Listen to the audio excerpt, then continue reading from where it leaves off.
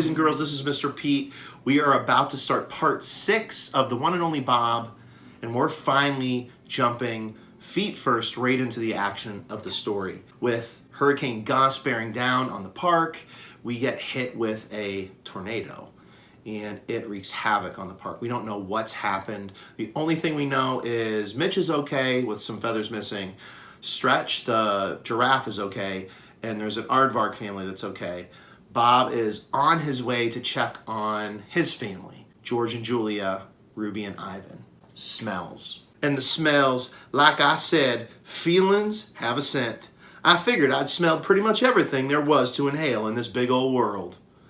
But the smell of sheer terror, of helplessness, of blood, of broken bones, of torn wings, well, turns out there are a whole lot of smells I've never encountered. Didn't know how lucky I've been. So there is another page full of some wonderful imagery, not really wonderful, but wonderful to use as a visualization, describing this horrible tornado. Surveying the damage. I picked my way past the devastation. The tornado has left a random path of misery.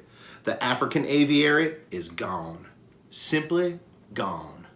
The kids' farm nearby untouched, although there are some very flustered chickens clucking like all get out from the safety of their hen house. I see a few people, hopefully a lot of potential visitors, were scared off by the threatening weather. It looks like some of the animals listened to their early warning systems, those little voices inside telling them something bad was coming their way. Quite a few seem to have taken cover before the brunt of the storm. Wish I'd paid more attention to my own internal weatherman. I passed the penguin viewing window, the one that allows visitors to watch their graceful swimming. Several penguins are underwater, swooping and swiveling. "Joe, Jim," I call, and they both swim over. "Bert okay?" I ask. Baby Bert pops his little head out of the water. "Hey, Bob, did you know we're having a storm?" "Yeah, I noticed." "All good here, Bob," Joe says. "You?" "Yep, I took a little flight, though." "Daddy," says Bert, "can I fly?" "In the air?" "Nope," says Joe. "You fly underwater. You're a penguin." Irony. "Bob flew and he's a dog."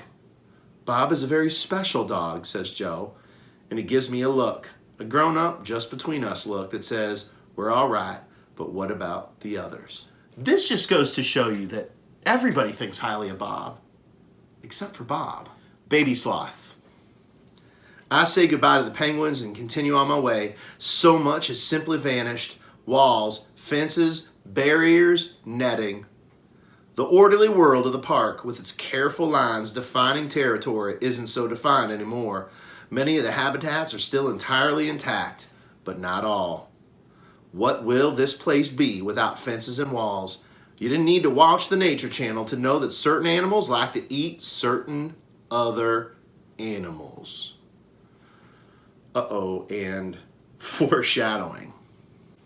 I pass 2 squirrel monkeys swinging happily from the children's carousel. A pelican watches from a perch on a popcorn stand. I see a camel and a zebra together, looking stunned to be standing side by side.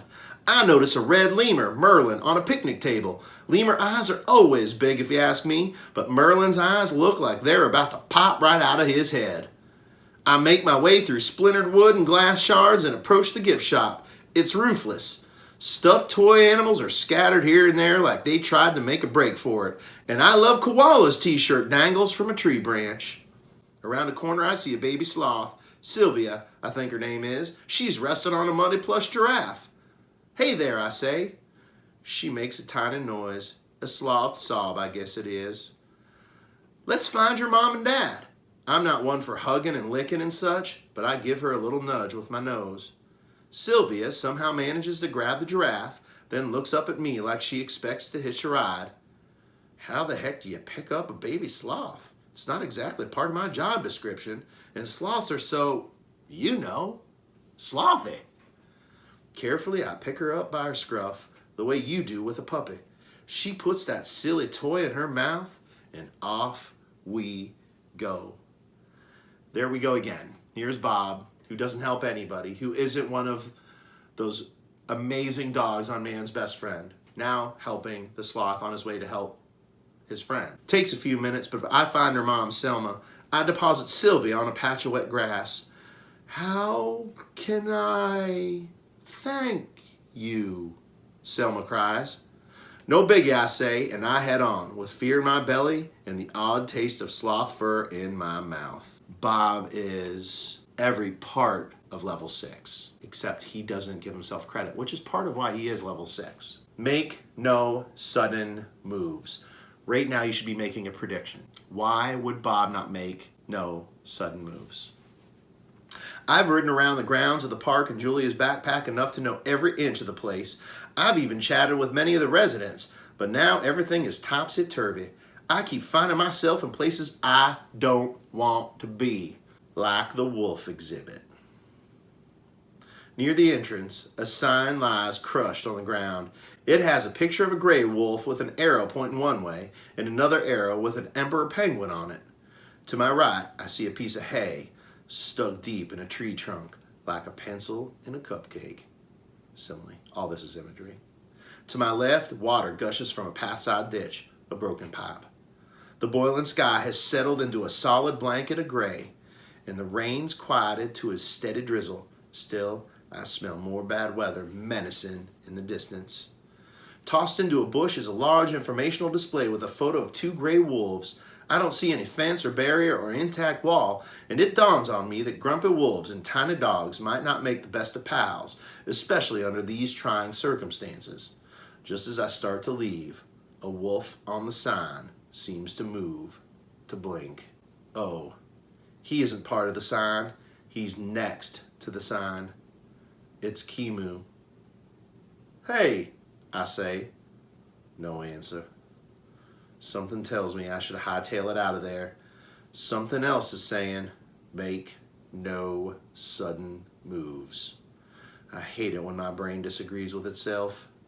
I split the difference, crouching meekly, doing the whole submissive dog thing. Kimu locks his gaze on me. I try not to make direct eye contact. A lot of animals find that threatening, but his eyes are mesmerizing, glowing amber, and way too smart. He moves again. 2 paws appear. Big paws. Nothing like my feeble, shrimpy feet. These paws are the size of hamburger buns. Hamburger buns with lethal claws attached. Metaphor there. Prediction. Mutt versus wolf. I wait for him to launch into his pounce. Maybe if I time my escape just right? Yeah, sure. In a battle of Chihuahua Mutt versus wolf, even I wouldn't bet on the dog. Do they break your neck before they eat you? That only seems fair. My heart's doing this crazy tap dance on my chest. Personification. Hyperbole. And I wonder if he can hear it. I sneak a peek at him. Strangely, he just keeps staring at me. Quickly, I avert my gaze. Those eyes, those chilling, dangerous eyes. It's me, Bob, I say. Kimu says nothing. He's panting hard. Maybe he's disoriented, even hurt. I try to speak again. My voice seems to be hiding somewhere deep in my throat. Personification, hyperbole. Another try. Kimu? He blinks. Are you all right? No response. Anyone else hurt? I ask. This time, he seems to hear me. I don't know. His voice is a low whisper. Can I help? I ask, really hoping the answer is no.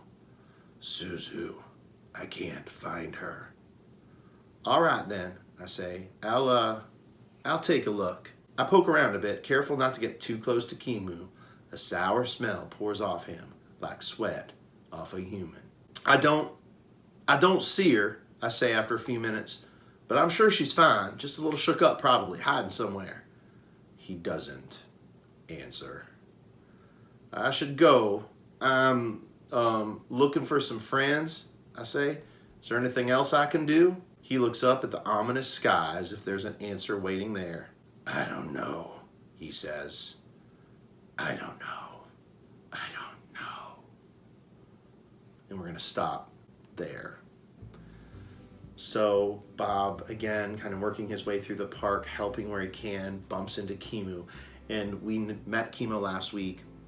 Immediately probably got a vibe from Kimu that he wants to be a wild animal, and that he has instincts that he can't control. And right now he's struggling. And Bob can smell that sour smell, that he's fighting Kimu, perhaps attacking Bob. Will he attack Bob? I don't know, but that sure seems like foreshadowing to me. We're definitely, everything, if you haven't noticed, is a lit term that's not on your lit term sheets for those of you in Mr. Pete's class. This is all suspense. We're heading down the path of suspense in this book that won't let up until the end of the book. So you can write that down if you want to in your little edges of your paper, and we will find out maybe what Kimu does or doesn't do in part 7. On to the next.